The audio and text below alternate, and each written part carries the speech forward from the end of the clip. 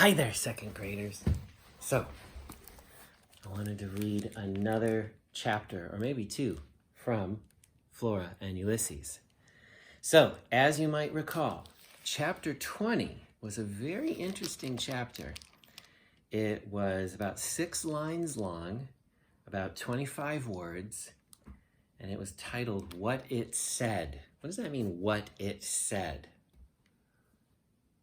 That's right. It was what it said on the computer screen. If you remember, Ulysses typed something into Flora's mom's computer screen, and this is what it said. I love your round head, the brilliant green, the watching blue. These letters, this world, you. I am very, very hungry. Yep. Sounds like a squirrel typed that. So this is chapter 21, Poetry. They were sitting in Tootie's office. Tootie was on the couch with a package of frozen peas on her head. She had fainted. Unfortunately, she had hit her head on the edge of the desk on the way down. But fortunately, Flora had remembered an issue of Terrible Things Can Happen to You, advising that a bag of frozen peas made an excellent cold compress to provide comfort and reduce swelling. Read it one more time, please, said William Spiver to Flora. Flora read Ulysses' words aloud again.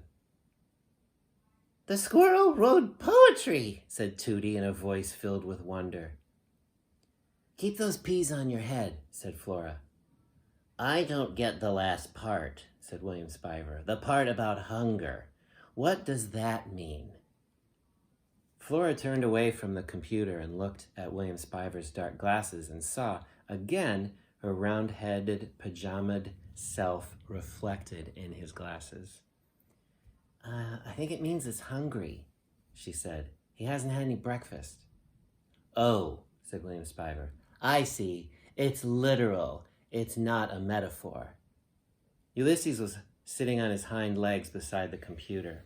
He nodded hopefully.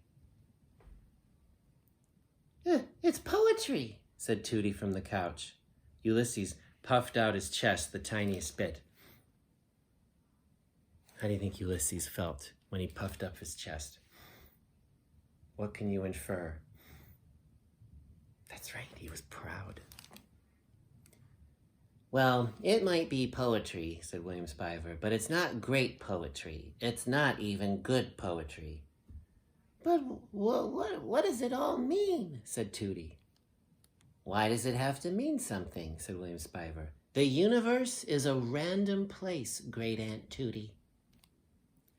Oh, for heaven's sake, William, said Tootie. Flora felt something well up inside of her. What was it? Pride in the squirrel? Annoyance at William Spiver? Wonder? Hope? Suddenly, she remembered the words that appeared over Alfred T. Slipper's head when he was submerged in the vat of incandesto. Do you doubt him? Do not.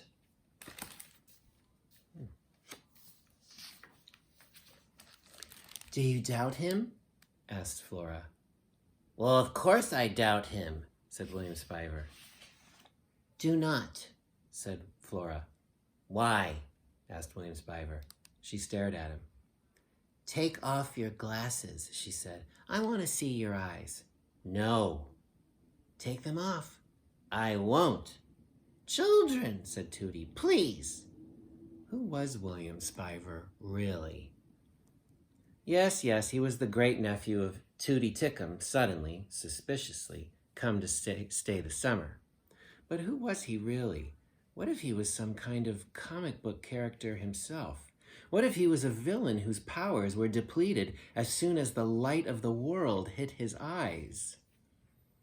Incandesto was forever being attacked by his arch-nemesis, the darkness of 10,000 hands.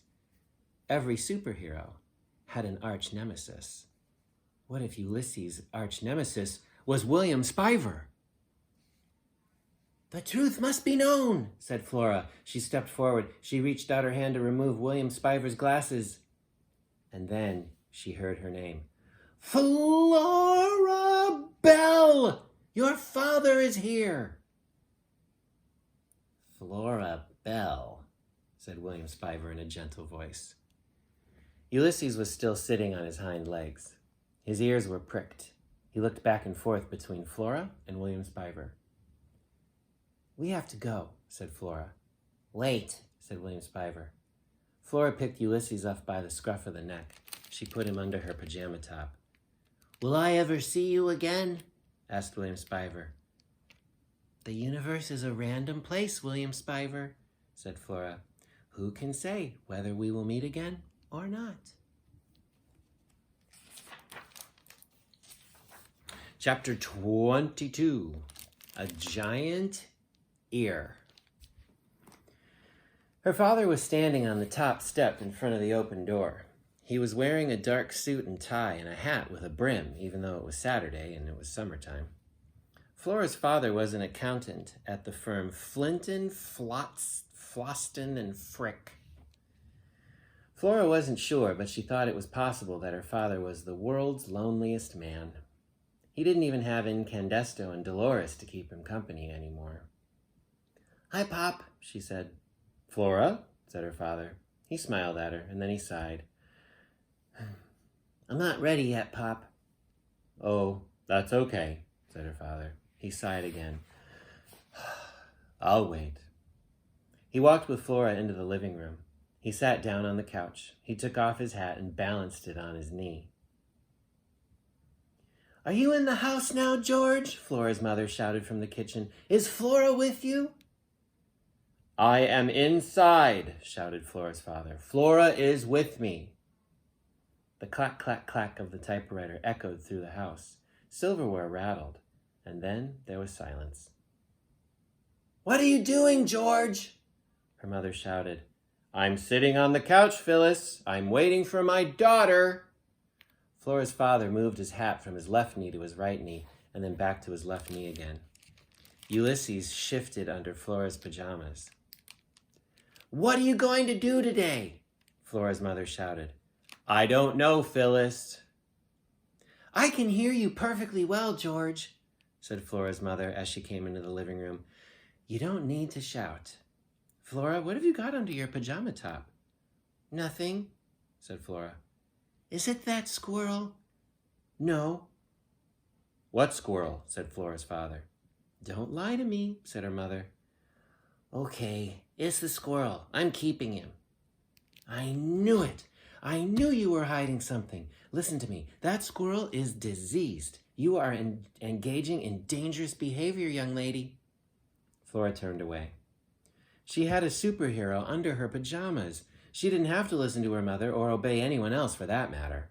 A new day was dawning, a girl with a superhero kind of day. I'm going to go change now, she said. This will not work, Flora Bell, said her mother. That squirrel is not staying. What squirrel? Said Flora's father again. Flora went halfway up the stairs, and then she stopped. She stood on the landing. The criminal element suggested that anyone truly invested in fighting crime, in besting criminals, should learn to listen carefully. All words at all times, true or false, whispered or shouted, are clues to the workings of the human heart. Listen. You must, if you care to understand anything at all, become a giant ear.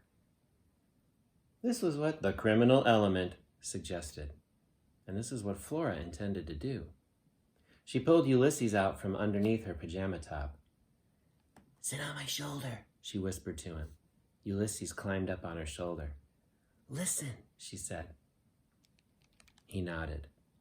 Flora felt brave and capable, standing there on the landing with her squirrel on her shoulder. Do not hope, she whispered. Instead, observe. She took a deep breath and let it out slowly. She held herself absolutely still. She became a giant ear. And what Flora, the giant ear, heard was astonishing. We'll find out tomorrow what Flora heard. Until then, dear snow leopards,